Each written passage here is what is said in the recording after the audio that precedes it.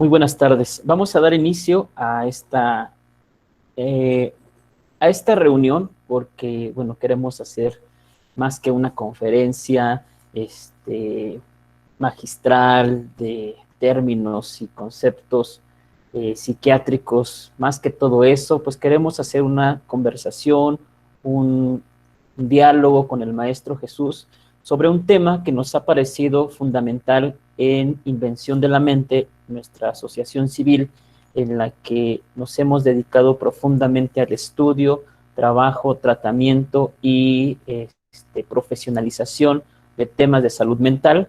Un tema que nos ha parecido sumamente relevante, que es las crisis de ansiedad, los ataques de pánico y estas enfermedades, como el subtítulo de la conferencia lo decía, la verdadera enfermedad de los nervios, ¿no? Entonces, creemos que es un tema necesario de ser tratado y un tema que requiere profundo análisis y además profunda seriedad en su, no solamente en su discurso, sino también en su tratamiento y en su práctica, ¿no? Vivimos en una época en la que abundan un montón de series, perdón, un montón de prácticas que intentan curar, entre comillas, que intentan o dicen aliviar los ataques de pánico, los ataques de ansiedad, las crisis de angustia, recurriendo a prácticas poco o a veces de duda cientificidad, ¿no? Entonces, creemos que desde un equipo de expertos, y particularmente y específicamente el maestro Jesús Castillo Hernández, que es un profesional de la salud mental desde hace muchos años, además docente del Politécnico Nacional, creemos que él nos puede aclarar como todos estos puntos, también platicar con él sobre algunos mitos que se han dicho sobre los ataques de ansiedad, ataques de pánico, perdón, crisis de ansiedad y ataques de pánico, con respecto a su tratamiento y a su padecimiento, que es lo más importante y es donde vamos a centrar el punto de trabajo de esta charla, este conversatorio con el Maestro Jesús.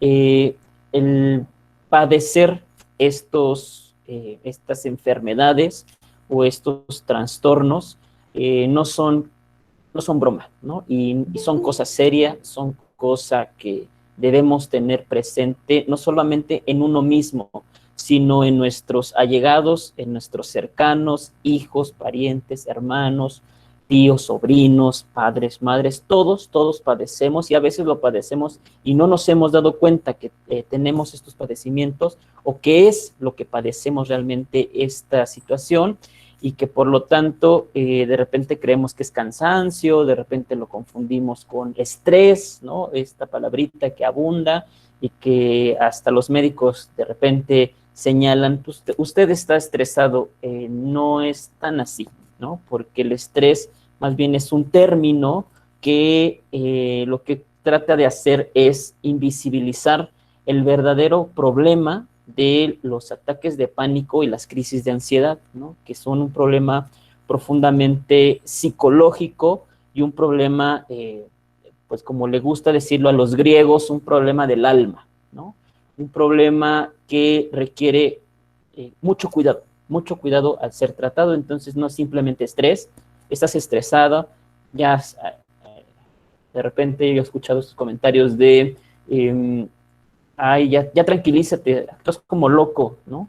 Y no es tan sencillo, no es tan sencillo decir, ay, tengo ataques de pánico y ya, solo me siento y descanso, o hago yoga, o hago meditación, o escucho música tranquila. No, así no funciona, de hecho es lo menos funcional para el trabajo o el tratamiento con estos padecimientos. Entonces vamos a tratar de, en unos minutos, tratar de contrarrestar esos mitos, tratar de aclarar algunas situaciones sobre este tema tan delicado y además pues tratar de explicar y hablar algo sobre los padecimientos de estos trastornos, de las crisis de ansiedad y los ataques de angustia, los ataques de pánico, ¿no? Son una cosa, yo me voy a atrever a empezar diciendo que son una cosa que no son voluntarias, ¿no? Si ustedes han visto a alguien en un estado nervioso o en un estado de crisis de ansiedad, en un estado de desesperación profunda, incluso no siempre se manifiesta, digamos, visiblemente, no siempre es tan, eh, por decirlo de alguna manera, tan ruidoso, ¿no? Entre comillas. Es decir, cuando decimos ataque de pánico, generalmente nos imaginamos a alguien gritando por la calle, ¿no? Ataque de pánico. No, a veces inmoviliza a las personas y no quieren salir del cuarto, no quieren salir de su habitación, no quieren salir de un baño, ¿no? Entonces, los ataques de pánico, las crisis de ansiedad, no siempre se manifiestan de manera ruidosa, por decirlo de alguna manera, ¿no? Tiene otras manifestaciones y adelanto de una vez, estas manifestaciones pues no son de corte o de índole individual, no es voluntario, no es que las personas de repente no tenían nada que hacer y pues hoy me voy a sentir mal, ¿no? Y me voy a encerrar en mi cuarto, ¿no? De repente, a veces desde afuera eso parece, ¿no? Como que ahí tú solamente estás triste, no, no es una cosa de la voluntad, así que por más que desee salir, no se puede, ¿no? Estamos hablando de un problema más profundo y de una situación más complicada que el simple échale ganas o que el simple un tecito o una musiquita. No, no es eso. De hecho, insisto, esto perjudica a veces más, ¿no? Pero bueno, no voy a ahondar en este tema y un poco lo que vamos a trabajar el día de hoy, pues es una especie de charla, conversatorio, una breve entrevista con el Maestro Jesús, que nos platique sobre estos temas, sus formas de abordaje y, repito, sus padecimientos en la vida cotidiana y sus síntomas, ¿no? Que es lo que nos va a permitir por lo menos darles algunas herramientas para que puedan identificar de manera, si no puntual, ¿no? Tampoco hay que caer en el otro extremo de estar siempre angustiado sobre, ay, esto será pánico, esto será angustia. No, tampoco pretendemos que sea eso, ¿no? Pero que sí haya una especie de cuidado de uno, cuidado de sí y que uno pueda ponerse atención, ¿no? A veces no nos ponemos atención, nuestros síntomas, nuestros malestares y pasan desapercibidos, pero se van acumulando y después vienen pues detonaciones psicológicas más fuertes, ¿no? Entonces vamos a trabajar esto, a dar algunos señalamientos y cómo algunos expertos pues han señalado cómo se debe tratar, cómo identificarlo y la recomendación siempre, siempre, siempre a la pregunta que generalmente se hace en este tipo de conferencias o este tipo de charlas es, ¿qué hago cuando tengo ataque de pánico? Pues lo primero que se debe hacer es consultar a un especialista, ¿no? Un estudio especializado de especialistas en salud mental, como es un psiquiatra, un neuropsicólogo, un psicólogo, ¿no? Atenderse de manera inmediata. Esa es la primera recomendación. Hay otras, ¿no? Para contener, pero ese más bien es el campo del Maestro Jesús, que en este momento quiero darle la palabra para que iniciemos con este conversatorio y, bueno, también abrir un pequeño espacio de preguntas y respuestas por los que están conectados, los cuales les agradecemos su asistencia y conexión en esta tarde de sábado nublada. Bueno, nosotros tenemos una tarde nublada y les agradecemos que se hayan conectado. Entonces, vamos a dar inicio a esta charla. Y bueno, pues lo primero que me gustaría preguntarle, presentar al Maestro Jesús, ya muchos lo conocen, Maestro Jesús Castillo Hernández, psicólogo, psicoanalista del Politécnico Nacional, docente e investigador de la misma institución. Además, ha trabajado fuertemente y de manera muy loable en Invención de la Mente, que es esta institución en la que nos dedicamos a la parte profesionalizante también, pero también de atención psicológica específicamente, ¿no? Maestro Jesús Castillo, te agradezco que nos hayas aceptado una nueva invitación a un tema muy, muy importante.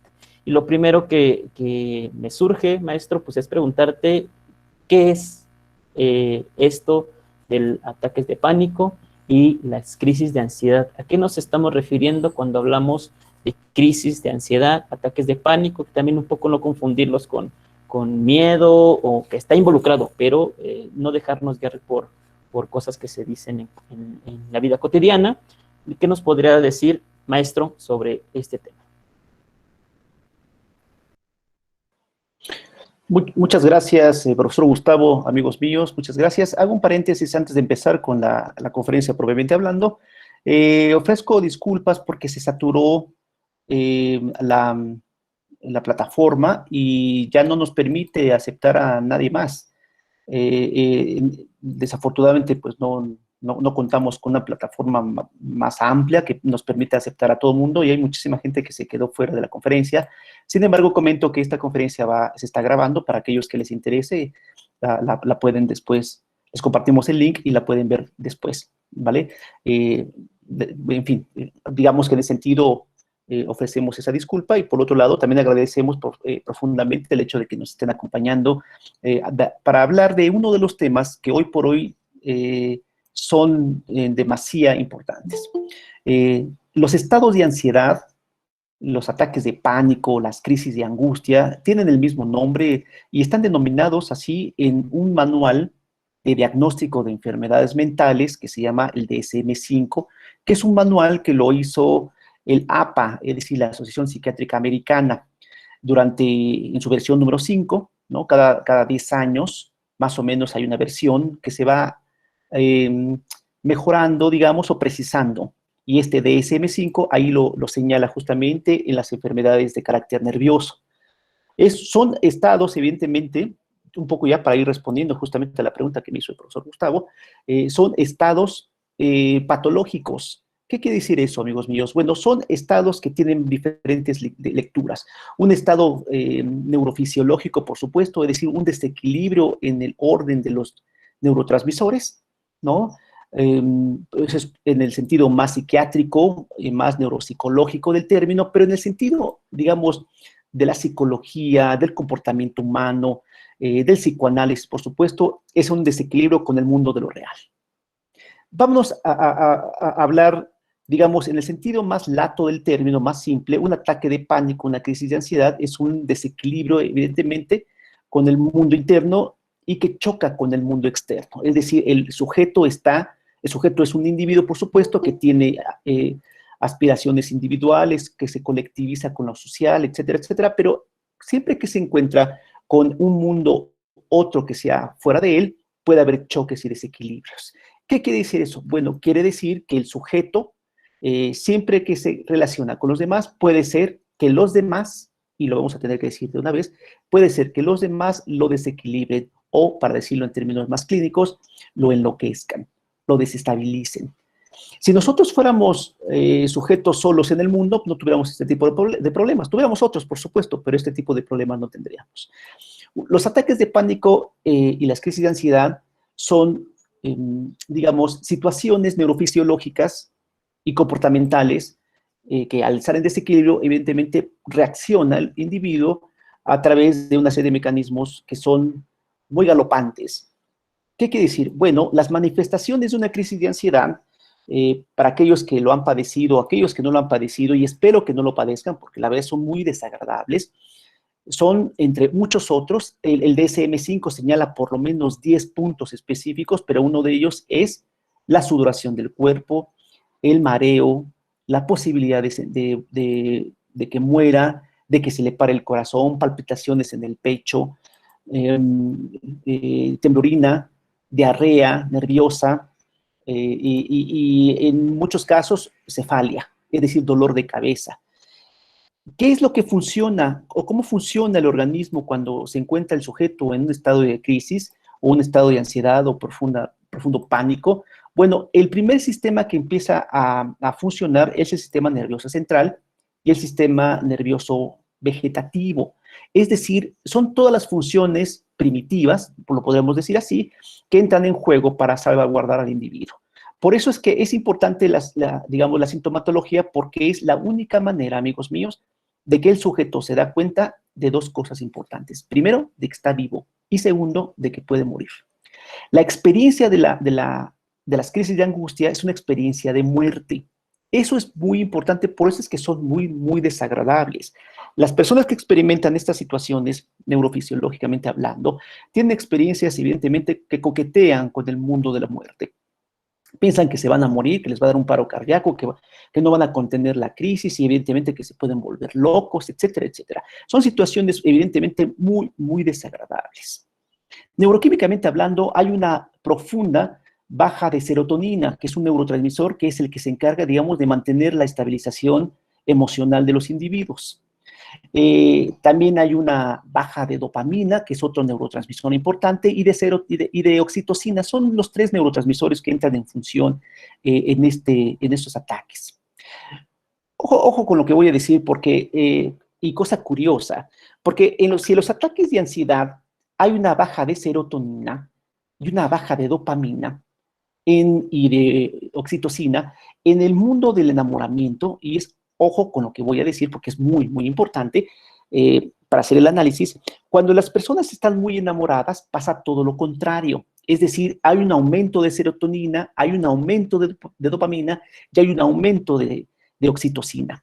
¿Ven? ¿Qué quiere decir eso? Quiere decir que el cerebro, en las manifestaciones más placenteras del mundo, como es el enamoramiento, que es uno de los elementos más placenteros, también comer, por ejemplo, dormir, la sexualidad, etcétera, son elementos muy placenteros y el cuerpo libera este tipo de neurotransmisores. Cuando existen las crisis de ansiedad, ¿no? Evidentemente una crisis de ansiedad no surge de un día para otro, se va gestando. ¿Cómo? Bueno, primero hay un exceso de estrés y de depresión, ¿no? Por eso hay estados ansioso-depresivos. De tal manera que el sujeto está en una situación que no puede controlar, que ya no puede controlar. Primero empieza un estrés prolongado, evidentemente, y donde el sujeto se va sintiendo cada vez más y más apretado.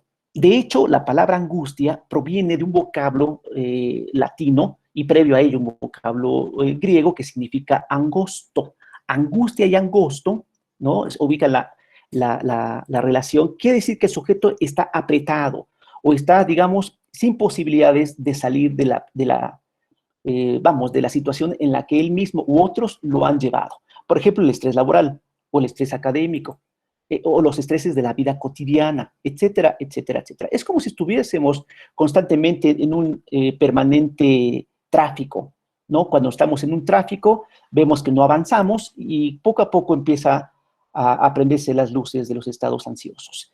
Claro, ¿qué es lo que libera justamente? Pues cuando el tráfico empieza a avanzar. Eso es lo que vamos a hacer también. En fin, estoy hablando justamente de los estados de ansiedad desde el punto de vista de la neuroanatomía, la neurofarmacología y, por supuesto, del funcionamiento psíquico a través justamente de las ausencias de los neurotransmisores, como ya los he dicho anteriormente. ¿Qué es lo que hay que hacer cuando una persona se encuentra en estados de ansiedad profundos? Bueno, muchas cosas, por supuesto.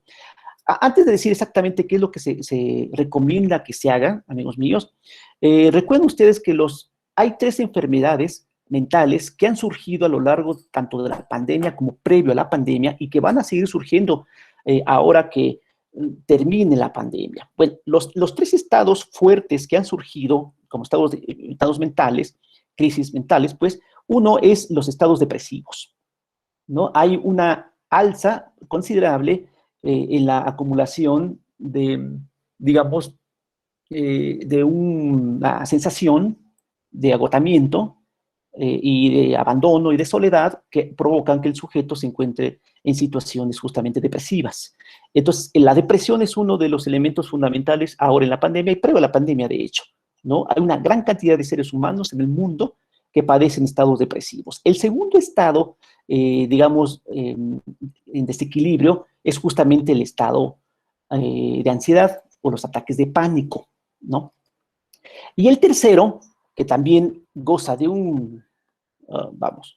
hay más enfermedades, pero que también goza de un alto porcentaje, son los llamados trastornos bipolares, ¿no? El trastorno bipolar también, antes se llamaba, tenía otro nombre, era el estado maníaco-depresivo, ¿no? Cambió del estado maníaco-depresivo por un nombre particularmente que se llamó estados, digamos, bipolares. Quiere decir que son situaciones,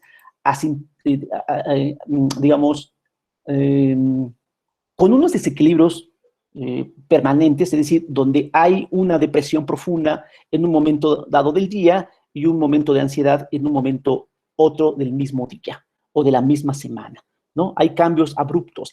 Esos cambios, amigos míos, son evidentemente desequilibrantes en todo el aparato neuroquímico, es decir, todos los neurotransmisores, particularmente los que mencioné, dopamina, serotonina, oxitocina, noradrenalina, y el GABA, etcétera, son los neurotransmisores que entran en un profundo desequilibrio. Por lo tanto, a las personas se les recomienda, psiquiátricamente hablando, tomar algo que se les llama estabilizadores, ¿no?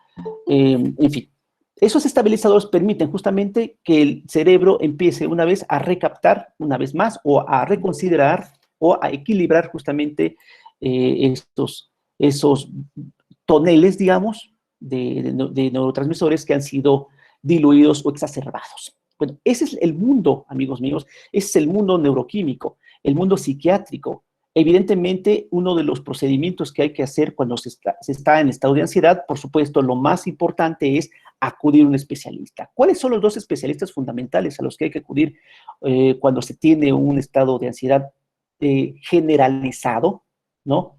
Evidentemente, el primero, pues, es un psiquiatra, ¿no? El segundo, por definición, es un psicólogo especialista particularmente en este tipo de trastornos. No lo dejen pasar. La gente quiere luchar en contra de los estados de ansiedad como si fuese posible eso. No es algo sencillo. En realidad son bastante desagradables y gozan de un mal prestigio los estados de ansiedad. No así los estados de enamoramiento, ¿no? Cuando uno está enamorado, pues no se la pasa muy bien porque hay dopamina en la cabeza y serotonina y se la pasa muy bien. Eso no significa que uno haga las mejores cosas cuando uno está enamorado, ¿no? Más al contrario, cuando uno está enamorado, como que hace cosas que no debería de haber hecho, ¿no? Pero eso no lo vamos a platicar hoy porque no es el tema de hoy. Pero sí es importante ubicarlo porque lo que está haciendo funcionar en el cerebro son los neurotransmisores. Lo mismo pasa con el estado de ansiedad. Por lo tanto, el médico psiquiatra lo que recomienda, evidentemente, son dos tipos de medicamento. El primero son medicamentos ansiolíticos, por definición, y el siguiente son recaptadores de serotonina, que son los famosos antidepresivos, ¿no? ¿Qué es lo que pasa actualmente, amigos míos? Bueno, que parece ser, y esa es la parte importante que me gustaría señalar, que los estados de ansiedad y estados de depresión están a la alza, por lo tanto, cualquier persona, inclusive yo podría pensar que un porcentaje del 25% de las personas que están aquí conectadas con nosotros, estadísticamente hablando, por supuesto, se encuentran en un estado o ansioso o depresivo o ambos. Y eso es muy interesante, muy importante, porque si van a la alza, parece ser que los elementos de la vida cotidiana son profundamente agobiantes. Vivir en este mundo requiere esfuerzos supremos. Y eso es bien importante. ¿Por qué? Bueno, porque el sujeto, al encontrarse en situaciones siempre desequilibrantes con su jefe de trabajo, con su compañero de trabajo, con su esposo, con su esposa, con sus amigos en la calle, que nos van a asaltar, a robar, a secuestrar, etcétera, etcétera. Todos esos elementos son elementos estresores, profundamente estresores. ¿Qué provoca en el organismo? Pues baja de esos neurotransmisores. ¿Tenemos razón de tener miedo en esta sociedad? Pues por supuesto que sí. Es obvio que cuando salimos a la calle lo primero que pensamos, y deberíamos de pensarlo mal o bien como sea, es que algo nos puede suceder. Desafortunadamente, si habláramos con o con comunidades en donde hay muy bajos índices de violencia, pues seguramente este tipo de comentarios no vendría acá al caso y seguramente nos dirían, ¿no? Una vez estuvimos en Alemania y los alemanes en un pueblo muy hermoso decían, ¿cómo es que te roban tus cosas en la Ciudad de México? Pues sí, te roban tus cosas y te asaltan y te ponen la pistola en la cabeza. Y decían, pero eso, ¿cómo es posible? ¿Cómo pasa eso? Pues no creían que eso pasa en la Ciudad de México. No había esa concepción. En nosotros sí. En nosotros sí es el día de todos los días, en el metro, en el camión, en donde sea. Bueno, quiere decir evidentemente que nosotros nos encontramos en una profunda y sistemática situación de altísimo riesgo. Eso evidentemente hace que el sujeto entre en estado de shock. Bueno, pero otra cosa importante, así como goza de mal prestigio la ansiedad y la angustia, y parece ser que goza de buen prestigio el estar enamorado, pues ahí les va la buena, porque así como hay una, pues está la otra. Y la buena es que Los estados de ansiedad son estados significativos del alma y del espíritu. Quiere decir, queridos amigos, que estar en un estado de ansiedad, no permanente, pero los estados de ansiedad son estados de alerta. En la época primitiva, digamos con los cazadores, cuando se les iban a la caza justamente y se les avecinaba una bestia, particularmente un tigre de dientes de sable o un mamut o estos animales evidentemente mortíferos, pues se imaginan ustedes en una noche tormentosa, con unos ruidos infernales de bestias que se avecinaban en las cuevas y las cavernas, pues evidentemente había un miedo de los 10.000 demonios. Y lo que segregaba uno, pues era adrenalina y otros neuroquímicos para estar alerta. Por lo tanto, uno podría decir de manera elemental que el estar angustiado es estar alerta. Claro, siempre y cuando no se vuelva estados de angustia generalizados, porque si no se vuelve patológico.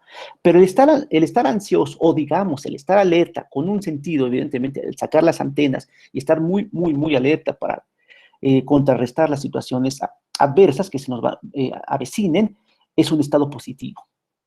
Y lo es, y debería de serlo. Si no tuviésemos esos elementos para contrarrestar lo adverso de la existencia, entonces estaríamos siempre presos de cualquier situación que se nos avecine. No nos daremos cuenta. ¿Cuál es el elemento que hace justamente que no estemos atentos y que estemos dispersos y que cometamos los peores errores, etcétera, etcétera? Lo voy a decir también con todo respeto, no se metan, no se claven, es estar enamorado. Es decir, yo prefiero en un momento dado del espíritu humano, yo prefiero estar angustiado que estar enamorado. ¿Qué quiere decir eso? Quiere decir que prefiero estar alerta, ¿no? Que estar en una situación en donde justamente me vuelva vulnerable. Los momentos más difíciles, o digamos, los momentos más, los errores que normalmente los humanos han cometido en muchos sentidos, pues es justamente cuando está enamorado. Y no es que estar enamorado sea algo negativo. No, lo que estoy diciendo es que en el sentido de los neuroquímicos, cuando uno está enamorado, pues hay un exceso de dopamina. ¿Saben quién tiene exceso de dopamina? Pues los psicóticos, los loquitos, las personas que están en la calle hablando solitos, etcétera, etcétera, tienen un neuroquímico excesivo llamado dopamina y eso hace que evidentemente la realidad deje de existir, tal y como la conocemos. Sin embargo, cuando estamos en estados de alerta o en estados ansiosos, etcétera, hay una profunda falta de dopamina, por lo tanto, hay una excitación profunda y eso permite justamente que estemos alerta. Si nosotros estuviésemos alerta siempre, ¿no? Muchos de los errores que a veces cometemos podríamos evitarlos. No quiero ahondar mucho en algunos ejemplos, pero evidentemente vamos a pensarlo de esa manera. Últimamente sabemos el caso de las dos jovencitas que fueron atropelladas pues, por un tarado, ¿no?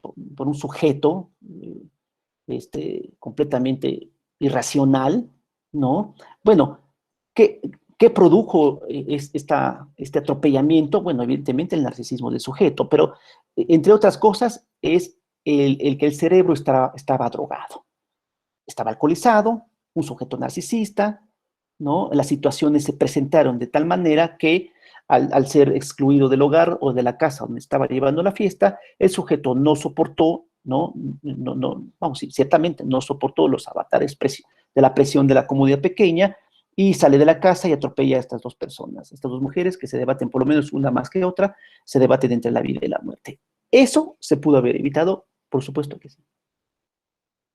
¿Cómo se pudo haber evitado esta tragedia, ¿no? Y esta y otras tragedias, bueno, pues primero no haber estado drogado por el alcohol. El alcohol es un depresor del sistema nervioso, ¿no? Y hay otras drogas que son estimulantes del sistema nervioso, por lo tanto, lo que pasó con este individuo es que hubo un shock profundo, porque además se sabe que tenía algunos elementos de droga. Por lo tanto, ¿qué pasó en su cerebro? Bueno, su cerebro está hecho. No soportó la presión del sistema nervioso central y se colapsa. Eso es lo que sucede, evidentemente, con los ataques de ansiedad y las crisis de angustia. Bueno, perdón, profesor Gustavo, veo que tiene una lista por ahí de preguntas, no me gustaría dejar de contestarlas, si las tiene a la mano, con toda confianza. Quise hacer un breve, digamos, descripción elemental de lo que son las crisis de ansiedad en términos del manual DSM-5, que es el manual de diagnóstico de las enfermedades mentales descritos por los Estados Unidos. ¿Tiene otra pregunta, profesor Gustavo? Sí, sí, maestro Jesús. Bueno, también estoy proyectando aquí unas estadísticas. Este, digo, son muy generales, pero un poco para que apoyen lo que el maestro Jesús está diciendo. Son estadísticas del INEGI, y ahí vemos, bueno, está visualizándolas antes de empezar la conferencia, y bueno, el estado, por ejemplo, que registra más, eh, continuando con esta idea de la pérdida de la razón y de la realidad en estos ataques, pues bueno, puede llevar como al grado último, que es el suicidio, y está viendo que el estado con más suicidios que hay es Yucatán, ¿no? Según registra el INEGI, y bueno, y esta otra tablita pues es también como sumamente alarmante. Desde 1994 hasta el 2019, pues los suicidios han ido al alza de manera exponencial. Entonces, esto es algo que debe preocuparnos, no solamente a psicólogos, psiquiatras, sino a sociólogos, antropólogos, economistas, politólogos, filósofos. Es tiempo de que hagamos una recuperación o un trabajo interdisciplinario para saber las razones de por qué esto está aconteciendo hoy en día, ¿no? Porque si se supone que somos más civilizados, las tecnologías han avanzado, las intervenciones son más eficientes, más eficaces, pero la vida humana se está también acabando, ¿no? En ese sentido, maestro, quisiera preguntarle cuáles son como las recomendaciones. Bueno, esta gráfica de pastel me gusta. El 32.5% de la población mexicana se ha sentido deprimido. Entonces, pues no es cualquier cosa, no estamos hablando de dos personas, que aunque fueran dos personas no se minimiza, ¿no? Sin embargo, en términos estadísticos, pues es exponencial el número, ¿no? Y sí es de llamarnos la atención. ¿Cuáles son las formas más eficientes, maestro Jesús, de intervenir con personas con este tipo de padecimientos en términos profesionales, ¿no? Es decir, yo, que no soy profesional, ¿a quién debo acudir? ¿Cómo debo acercarme? ¿Qué elementos debo tener presentes para poder acercarme a un especialista que me oriente sobre los padecimientos, ya sea propios o de algún familiar? Maestro Jesús, esa es la siguiente pregunta que le haría.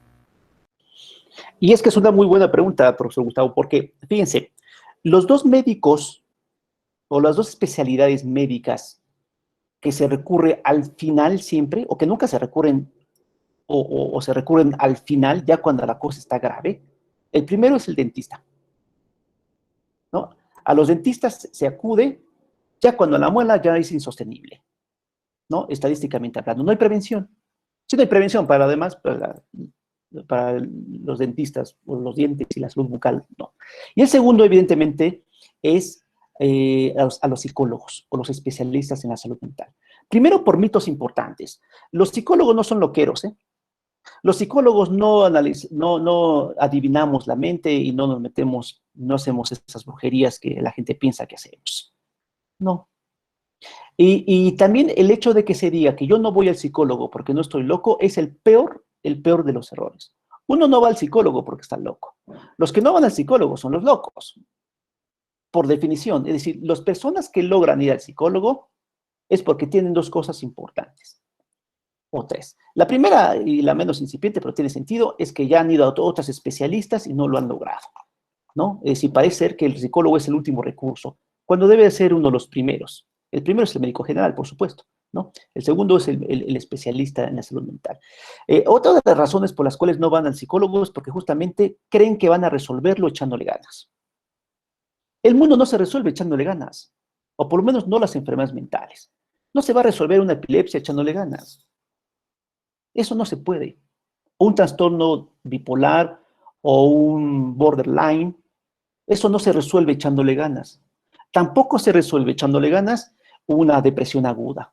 No es posible. La única manera de entender justamente los estados ansiosos depresivos o los estados, digamos, trastornados de la mente es, evidentemente, primero, que reconozcamos que estamos en una situación de profundo desequilibrio.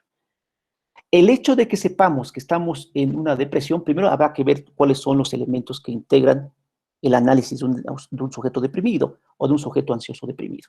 Bueno, Pero como nosotros los mexicanos somos bien machos, ustedes saben, ¿no?, que vivimos en un país lleno de machos, y no solamente de machos en el sentido grosero del término, sino en el sentido de que nos aguantamos las enfermedades. Nos encanta sufrir, nos encanta soportar, ¿no? Nos encanta que el dolor de muela, pues todavía aguanta.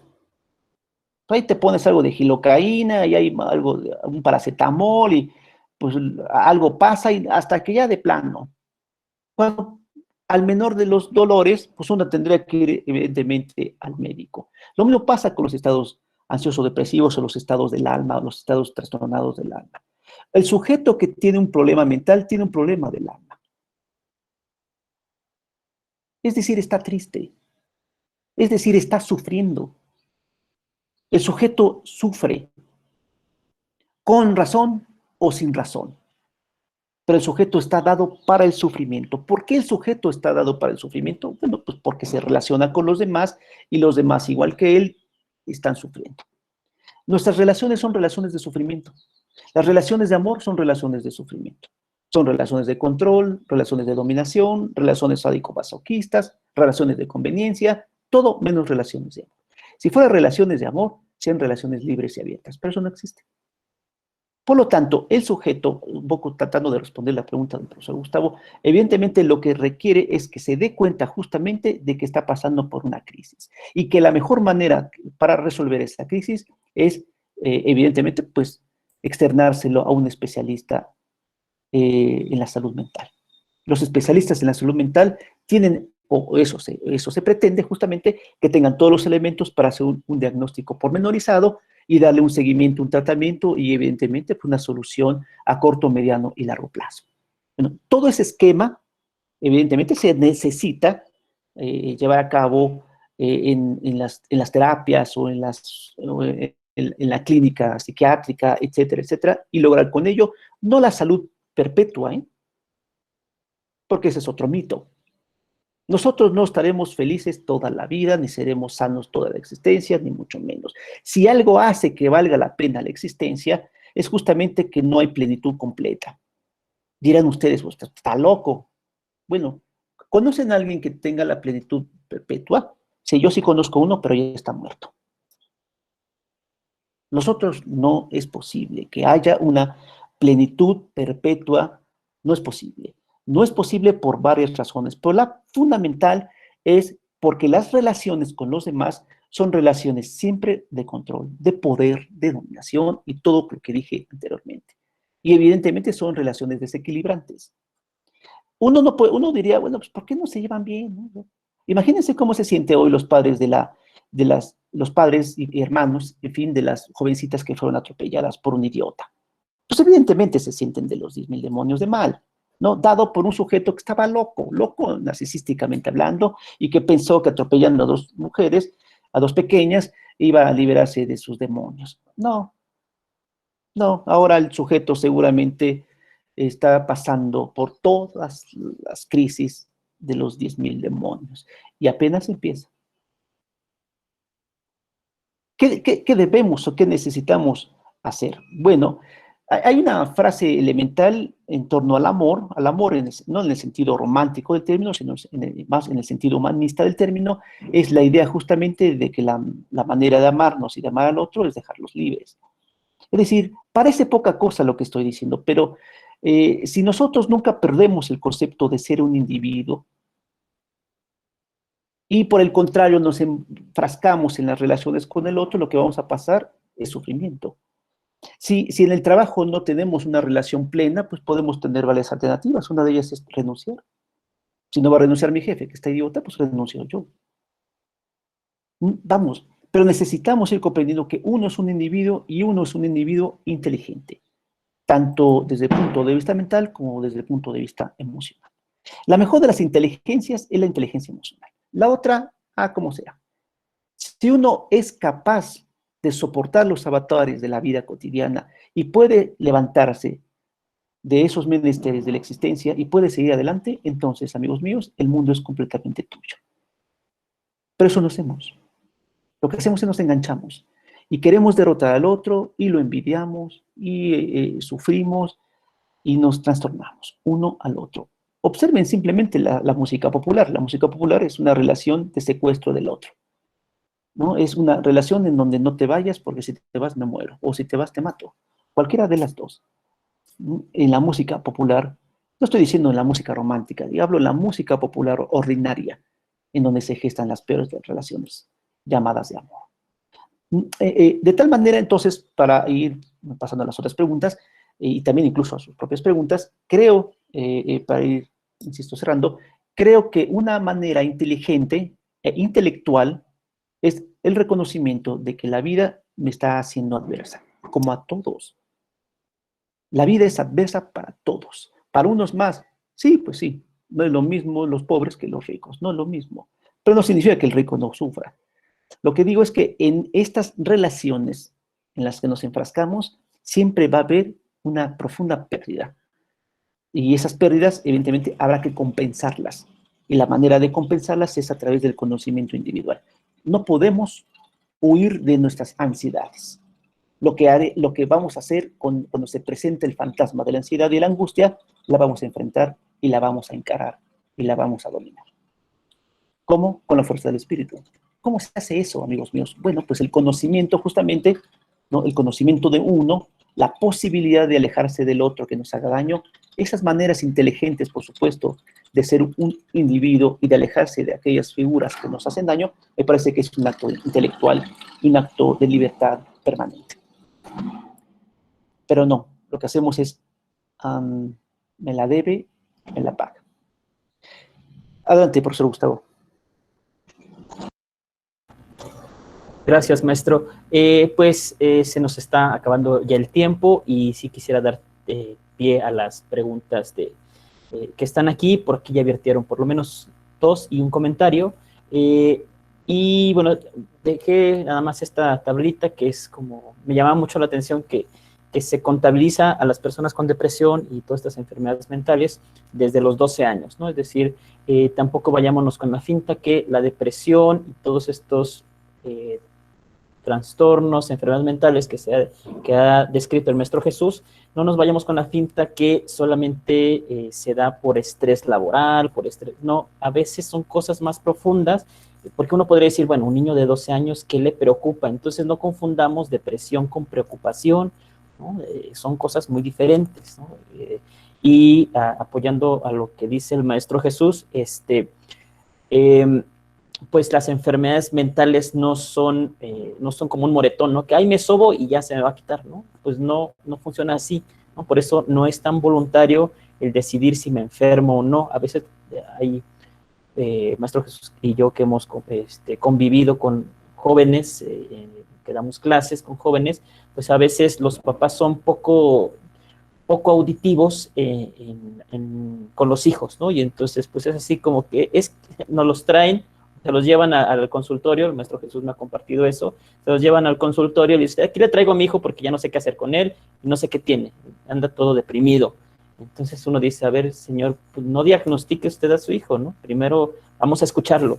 Entonces, no confundamos estas cuestiones, hay que poner atención a los seres queridos y a uno mismo, porque siguiendo esta analogía del Maestro Jesús, cuando a uno le empieza a doler la muela, pues empieza a sentir algo raro, ¿no? El dolor del alma, pues es un poco más difícil de percibir, pero sí uno puede empezarse a mirar en el espejo y empezar a decir, ¿por qué hoy estoy tan irritado, tan enojado, tan triste? ¿Por qué no puedo hacer lo que siempre hacía? Empezar a mirarse y entonces a partir de ahí pensar la posibilidad de asistir con un especialista, ¿no? Y un poco eso, tampoco guiarnos porque mi papá dice que estoy deprimido y vengo aquí, pues no tan así tampoco, ¿no? No nos confundamos ni vayamos con esas fintas, ¿no?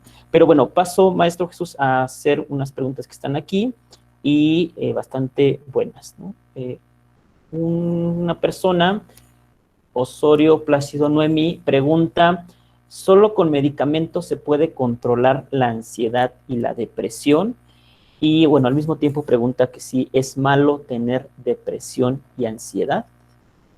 Ahí están esas preguntas que están como aunadas. No solo con medicamentos. Es decir, los medicamentos tienen una función importante, una función sedante, una función de compensación, de estabilización, etcétera, ¿no? Son los neuroquímicos o neurofármacos. Por supuesto que son importantísimos. Hoy por hoy son neurofármacos de tercera generación, por lo tanto, hay que confiar en ellos, sobre todo si lo receta un buen psiquiatra, ¿no? Por lo tanto, es un método. ¿No? El otro método que evidentemente funciona y que es el que se recomienda altamente en paralelo con la farmacología, la neurofarmacología, pues es evidentemente la terapia, ¿no? Sobre todo la terapia dada para el sujeto en crisis, ¿no? Entonces, ambos funcionan, pero también funcionan otras cosas, es decir, hacer deporte, alimentarse bien, hacer ejercicio, hacer yoga, todos aquellos elementos que provocan los estados placenteros, ¿no? Son importantes. Claro, el problema es que el individuo, pues, al estar permanentemente en estados estresores, pues es difícil. Es decir, pienso en personas, adultos, incluso no solo adultos, que están permanentemente en situaciones que les llevan al colapso y al estrés. ¿No? Hay un montón de pacientes míos que hablan en cada sesión de lo horrible y terrible y profundamente inagotable que significa estar trabajando en el lugar en donde están trabajando. Y les digo, pues, ¿por qué no lo dejan? Dice, bueno, ¿y luego qué como? Digo, pero es que esas cosas te van a matar. De todos modos, el fin último del sujeto es la muerte, ¿no? Pero has elegido el suicidio, digamos, aceptado, que es el hecho de soportar al jefe, o las cargas de trabajo, etcétera, etcétera, ¿no? A cambio de un dinero que no te va a salvar de nada, ni para los medicamentos te van a alcanzar, porque hay medicamentos que son bastante, bastante caros.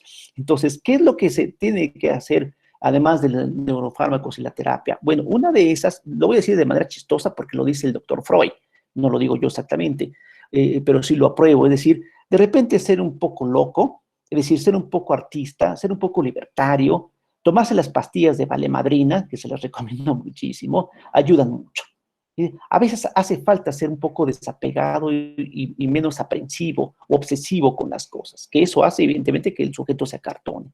Debemos de dejar ir y debemos de ser un poco más libres en la manera de tomar las decisiones. Y cuando digo dejar ir, es dejar ir en serio, particularmente las cosas que nos mantienen en situaciones desequilibrantes, como incluso en las relaciones de amor. ¿No? En fin, si han notado, cuando yo estoy hablando de las relaciones de amor, no estoy diciendo que odio el amor, no, no me confundan, no me malinterpreten, al contrario, estoy diciendo que parece ser que los estados de enamoramiento o los estados de suma sujeción con el otro, pues son perturbadores, ¿no? Como los sujetos que no pueden dejar su trabajo porque si no lo dejan, piensan que pues, no sé qué van a hacer, se van a morir, de todos modos se van a morir, ¿no? Y peor, porque van a morir, digamos, angustiados. Entonces, veámoslo de manera positiva, los estados de angustia son estados positivos del alma. También es importante. Claro, que no comprometan al sujeto en todos sus elementos de la vida cotidiana, ¿no? Es decir, estar angustiado es importante. Es más, estar estresado es importante. Pero lo que no es importante es cuando se vuelve patológico, generalizado, paralizante y se mezcla con otras cosas como la agorafobia o la depresión aguda, etcétera, etcétera, ¿no? Entonces, necesitamos ser capaces de ser artistas de nuestra propia existencia y el capitán de nuestro destino, como lo dijo el poeta. Y en ese sentido me parece que ayudará mucho, por supuesto, el ir a un campo clínico, psicológicamente hablando, para que vayámonos liberando de esas cadenas que nos oprimen, que no es otra cosa más que la relación con el otro. ¿Había otra pregunta, profesor Gustavo? Sí, maestro Jesús. Bueno, hay un par que me gustaría, primero un poco también para ser muy respetuosos con los profesionales de la salud mental y un poco las preguntas que están virtiendo. Se me olvidó preguntarle, maestro Jesús, si nos puede decir cuántos años lleva usted de formación, trabajo con pacientes, como para tener clarificación en estos temas. Lo digo un poco porque de repente nos preguntan, bueno, y leo el comentario, dice, buenas tardes, profesor. Entiendo que la inquietud es como muy, muy fuerte, pero a veces la respuesta no puede ser tan sencilla y por ética profesional no nos gusta como dar una respuesta que no solo se queda ahí, ¿no? Leo la pregunta de Dumas, Perla Casandra. Dice, buenas tardes, profesor. Le cuento, hace algún tiempo me tocó presenciar una crisis en una persona que estaba presentando un examen. Lo que me impactó es que comenzó a arrancarse el cabello para ingerirlo. Me gustaría saber qué pasó. Bueno, sí, maestro. Bueno, evidentemente no sé qué pasó. O sea, exactamente. Lo que sí sé es que los estados de ansiedad son estados muy alterados del sistema nervioso y pueden hacer cosas muy locas. El jalarse el cabello, por supuesto, es una, el morderse la lengua, el salir corriendo, el aventarse por una ventana, salgan corriendo a la calle y los atropellen, y pueden hacer cosas de esa naturaleza. Pueden empezar a rascarse profundamente, se pueden engarrotar el cuerpo, se contrae se enrosca el cuerpo. Yo he tenido pacientes que han llegado al hospital todos completamente enroscados por los estados de ansiedad, etcétera. ¿Qué es lo que pasa ahí? Bueno, ¿qué pasó con la jovencita? No sé, evidentemente habrá que ver cuál es su historia de vida, por supuesto, pero particularmente este ataque de ansiedad, trastorno de angustia, ataque de pánico, pues, trastorno de angustia o crisis de ansiedad, que es lo mismo, digo, porque vi una pregunta que decía cuál era la diferencia. No hay ninguna diferencia. El DSM-5 lo señala como sinónimos. Pero ¿qué fue lo que le pasó a esta jovencita? Bueno, evidentemente, toda su estructura, ¿no? Aquellas cosas que ella había creído, que había sentido, se colapsaron, ¿no? Y entró, por supuesto, en el plus del estrés, ¿no? Que es justamente cuando ya hay una dimensión en la que se puede llamar como dimensión prepsicótica. Los estados de ansiedad no es una psicosis, por supuesto. Por el contrario, es más estados neuróticos, ¿no? ¿Qué quiere decir eso? Quiere decir que en el sentido más amplio del término, los estados neuróticos son aquellos estados del sujeto en donde ya no hay distinción justamente, digamos, no de la realidad, eso es por definición que sí, sino que ya no hay un comportamiento adecuado en el comportamiento social, ¿no? Que lo social lo rebasa, por supuesto, que el sujeto, el buen sujeto, digamos, el sujeto que se comporta de una manera regular, pues ahora se va a comportar de una manera irregular. Entonces, ¿qué es lo que pasa con los sujetos que padecen de estado de ansiedad? Bueno, pues una cosa sencilla, por decir, peligroso en su análisis, le temen a la vida. Los sujetos le tienen miedo a vivir. La vida es insoportable, la realidad es insoportable y lo que aspiran, por supuesto, es a colapsarse. ¿Qué es eso? Bueno, por eso el suicidio es uno de los temas más alarmantes en las sociedades contemporáneas, ¿no? Hoy como nunca, el suicidio está a flor de piel, particularmente en los jovencitos, ¿no? ¿Por qué? Bueno, porque la realidad les parece adversa, les parece insoportable y piensan que todo el mundo está en su contra. Es uno de los elementos, los ejes verticales del comportamiento suicida, además de que el suicidio, por supuesto, connota un estado poético, ¿no? Quitarse la vida suena muy hermoso, ¿no? Me quito la vida como se lo quitaron los grandes héroes. Sí, sí, el problema es que cuando se quita uno la vida, pues ya no hay más, ¿no? En nombre de un heroísmo falso, por supuesto, ¿no? Y los jovencitos, en su profundo narcisismo, pues piensan que quitarse la vida es un acto heroico, lo cual están completamente equivocados. Pero por eso hay que escucharlos, como dijo el profesor Gustavo, y saber cuáles son los lenguajes que van articulando justamente la toma de decisión hacia la muerte prematura, que es un suicidio bien anunciado, ¿eh? Bien anunciado. En fin, ahí dejo el comentario. Creo que por ahí había otros, ¿no, profesor? Sí, hay un par más. Bueno, una de ellas pues, ya la contestó, maestro. ¿Cómo distinguir un ataque de ansiedad de uno de pánico? Estrictamente, pues sí están catalogados, pero sí hay sutilezas, ¿no? Pero bueno, eso ya corresponde al campo profesional. Si tú como profesional o tú te quieres profesionalizar para distinguir las sutilezas de cada uno de estos episodios o ataques, ya, son cosas muy, muy puntuales, ¿no? Torres Méndez Rebeca dice, si un amigo o amiga está en una crisis, ¿qué puedo hacer para tranquilizar o ayudar a la persona? Esa es una excelente pregunta. Es decir, ¿qué vamos a hacer si nos da una crisis de ansiedad, estamos en la calle, en cualquier lugar, o alguien, un compañero? Bueno, lo más importante es entender que el cerebro deja de oxigenarse. Es decir, cuando entra en función el sistema nervioso vegetativo, el sistema nervioso central, lo que hace justamente en los estados de angostura, de ahí lo de angustia, es que parece ser que el sistema pulmonar, ¿no? Y los vasos sanguíneos, etcétera, etcétera, dejan de irrigar sangre y oxígeno al cerebro. Si tú de repente dejas de respirar o te provocas hiperventilación, te vas a sentir mareado, ¿no? Entonces, ¿qué es lo que hay que hacer? Hay que hacer varias cosas.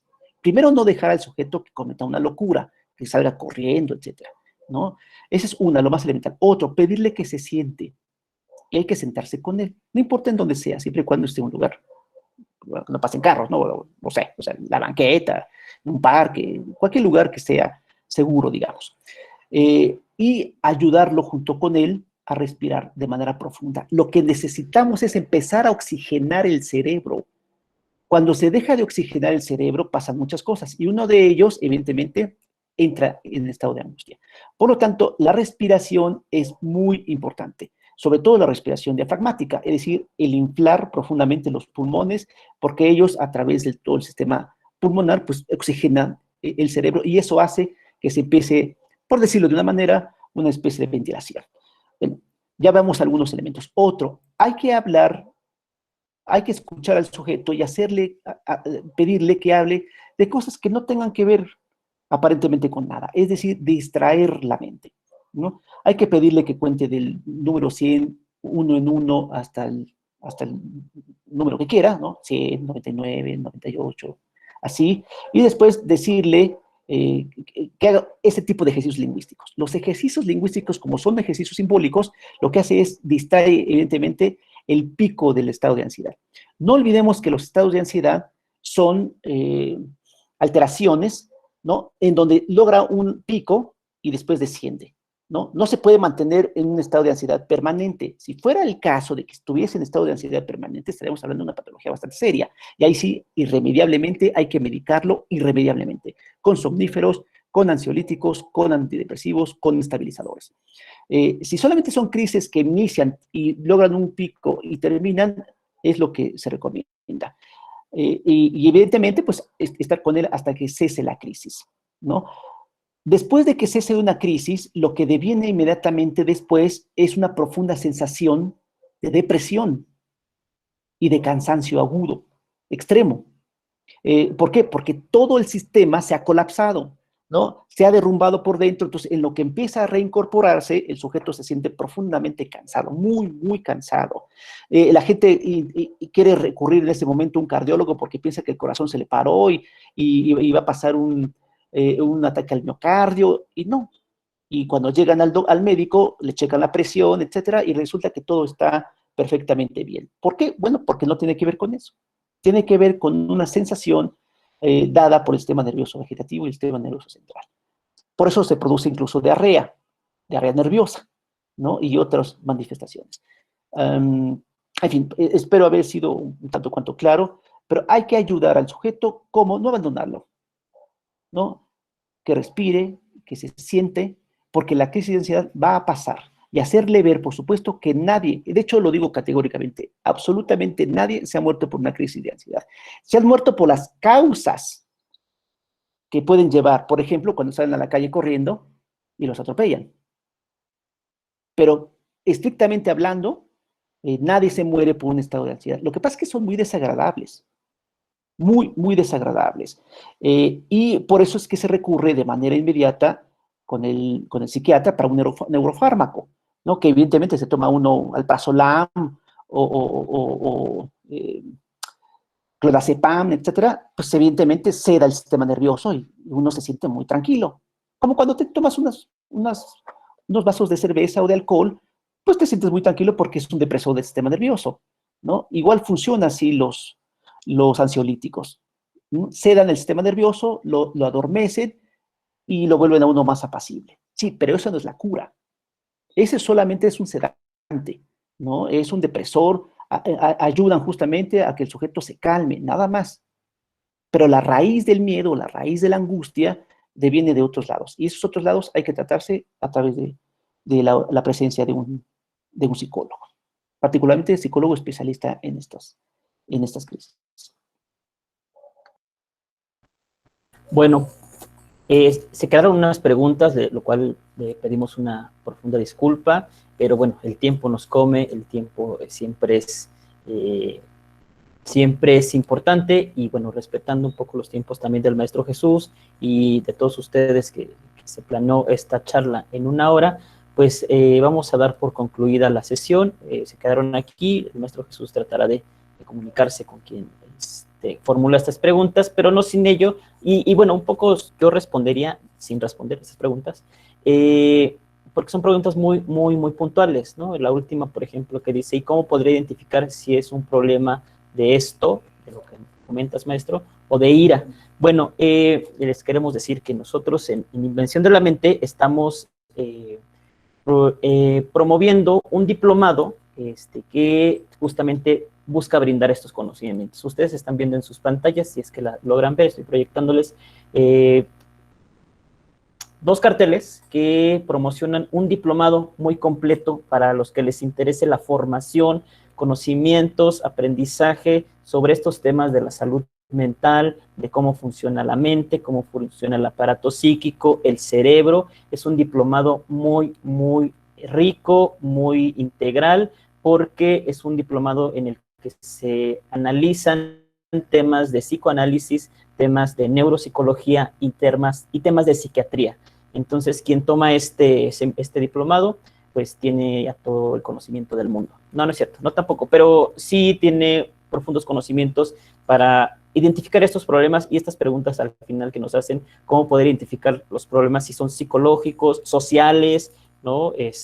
Orgánicos. Bueno, pues requiere un profundo estudio del ser humano, y los estamos invitando a todos los que están conectados, los invitamos a formar parte de esta tercera generación. Es un diplomado del Instituto Politécnico Nacional, orgullosamente politécnico este diplomado, y tiene valor curricular, son 200 horas, empezamos el 31 de julio, es un grupo de especialistas, filósofos, antropólogos, sociólogos, psicoanalistas, psiquiatras, neuropsicólogos que dan este diplomado, que justamente buscan brindar las herramientas necesarias para poder identificar estos problemas y poder tener un diagnóstico más certero en el tema del comportamiento, la conducta y la psique humana. Entonces los invitamos a que se integren, ojalá se puedan inscribir. Las inscripciones ya están abiertas, la convocatoria ya está abierta. Ustedes nos pueden seguir también en nuestra asociación civil, que es la Invención de la Mente. Ahí hacemos toda la publicidad, pueden pedirnos más informes. Maestro Jesús, si alguien se acerca a él, le pido que le dé mi número y les puedo hacer llegar todos los informes correspondientes. Además, también estamos promoviendo un curso de verano, ahora que ya van a salir de vacaciones semestrales. Es un curso de verano muy bonito, que es sobre la psicología del adolescente, ¿no?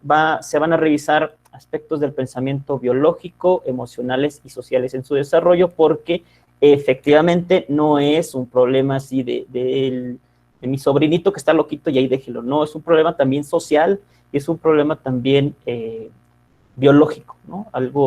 A veces nuestra mala alimentación pues nos produce también estados depresivos, ¿no? Tantas grasas, tanta mala alimentación, pues también influye en nuestras emociones y en nuestra conducta.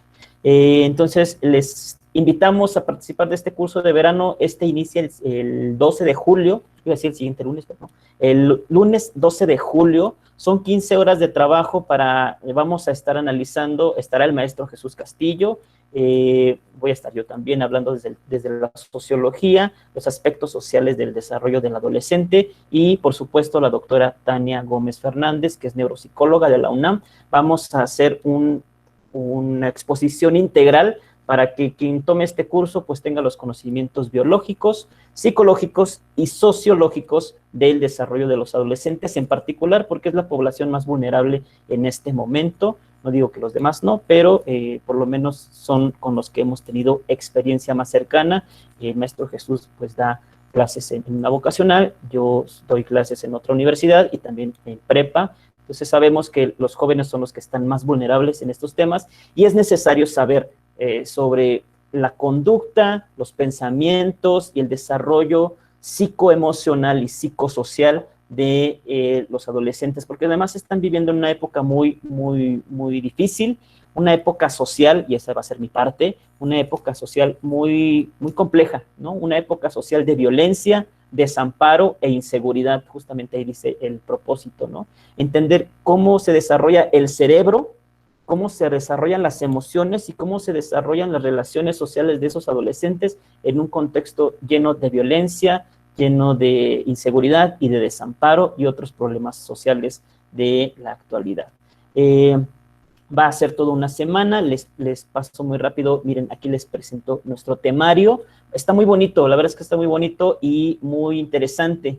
Se los digo así muy rápido, también para ya no quitarles mucho tiempo. El día lunes vamos a revisar los cambios físicos en el pensamiento del adolescente, el cerebro propiamente del adolescente, cómo está cambiando. Es bien importante los cambios neuropsicológicos del adolescente, porque a veces eso no les cacha ni a los profesores ni a los papás, ¿no? Así como, ¿qué le pasa? ¿Por qué actúas así? Pues ni el adolescente sabe, porque su cerebro está cambiando. Hay cambios muy profundos, ¿no? En la segunda sesión vamos a abordar el encuentro con el otro, amor, sexualidad y enamoramiento, ¿no? Procesos emocionales, que no solamente son procesos psicológicos, sino también procesos sociales. El día miércoles estaremos revisando los elementos psicológicos del adolescente, el perfil, que de repente se le conoce el perfil psicológico del adolescente y sus relaciones emocionales. El día jueves estaremos hablando del dolor de crecer, hablaremos de enfermedades mentales en el adolescente, que es la depresión, los problemas de identidad y otras pérdidas que tiene al pasar de la infancia a la adolescencia. Entonces vamos a estar hablando de eso. Y finalmente vamos a cerrar con otro tema neuropsicológico, que son problemas socioemocionales en la adolescencia, depresión y suicidio, problemáticas de acoso y de violencia, visto desde la neuropsicología y estos cambios cerebrales que tienen los adolescentes. Entonces, es un curso de verano muy bueno, muy bonito, muy enriquecedor. Se entregará constancia de asistencia. Aquí les pongo el dato de los costos de recuperación. Déjenme decirles que es una ganga. Estamos dando esto más por amor al arte que por otra cosa, pero bueno, también tiene un costo de 600 pesos por familia. ¿Qué quiere decir que cuesta 600 pesos por familia? Incluye 4 personas, que 4 personas recibirán su constancia de estudio de este curso, ¿no? Por 600 pesos. Y estos 600 pesos pueden pagarse en dos etapas. La primera es el 10 de julio, hacer un primer depósito, y la segunda, un día antes de que finalice el curso. Ustedes pueden estar liquidando su curso con otros 300 pesos y finalmente el día sábado 17 de junio se les estará entregando su constancia digital vía correo electrónico a las personas que integraron este curso. Ojalá se animen a participar y saber más de todas estas preguntas que nos están haciendo sobre cómo identificar estos estados de ansiedad. Evidentemente se van a tocar estos estados de ansiedad, estados de angustia, depresión, suicidio, de pensamientos suicidas, etcétera, ¿no? Entonces los invitamos, ojalá, insisto, se sumen a participar con nosotros. Vamos a ver cosas muy buenas, son 3 horas al día y el horario es de 4 de la tarde a 7 de la noche, entonces es un horario bastante, creemos, cómodo. Son vacaciones de verano, entonces aprovechen, no solamente para los adultos, especialistas, sino es para el público en general que quiera saber sobre la psicología del adolescente, ¿no? En particular, lo organizamos con mucho cariño, con mucho trabajo y con mucho ímpetu. Maestro Jesús, no sé si quieras comentar algo más. No, agradecerles su asistencia, amigos míos. El tema de salud mental es un tema muy interesante y los invitamos, evidentemente, a que hagan todo lo posible para que escuchemos a nuestros hijos y también los hijos escuchemos a nuestros padres y los hijos escuchemos a nosotros mismos, ¿no? Este curso de verano que se está organizando, a mí me gustó mucho, por supuesto, la invitación agradezco, por supuesto, y bueno, creo que los padres de familia necesitamos un montón de herramientas para darle continuidad a la buena educación y salvaguarda de la salud mental de nuestros hijos. El costo, en verdad, es bastante accesible. Es toda la familia que desee entrar. Yo me comprometo, si me lo permite el profesor Gustavo, si los integrantes de la familia son 5 y no 4, adelante, no pasa nada. Adelante. Lo que sí nos gustaría, por supuesto, es que se involucraran en la salud de sus hijos. Hay tres cosas, y con esto termino, hay tres cosas en las cuales uno debe de invertir su dinero. Uno es en su salud, dos en su educación y tres en sus placeres.